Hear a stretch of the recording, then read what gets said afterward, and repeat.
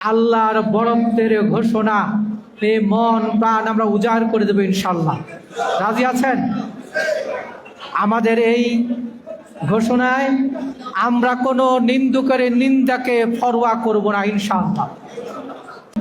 যা আপনি আল্লাহর হুকুমগুলোকেই পালন করে যাবেন, বরং তাকওয়ার গুণ হচ্ছে এটি, যেখানে আল্লাহর নাফরমানি, যেখানে আল্লাহর বিদ্রোহ, যেখানে অন্যায়, যেখানে অসামাজিকতা, যেখানে জাহেলিয়াত, সেখানে ঈমানের দাবি নিয়ে তার প্রতিরোধ গড়ে তুলতে হবে।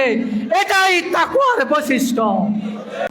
আমরা আল্লাহর হুকুমকে যেমন পালন করব আন্তরিকতার সাথে, আর আল্লাহর নাফরমানিকে, আল্লাহর নিষিদ্ধ কাজকেও ঘৃণার সাথে প্রত্যাখ্যান করা নয়, বরং এই সমাজ থেকে মূলোৎপাটনের জন্য আমাদেরকে চেষ্টা করতে হবে।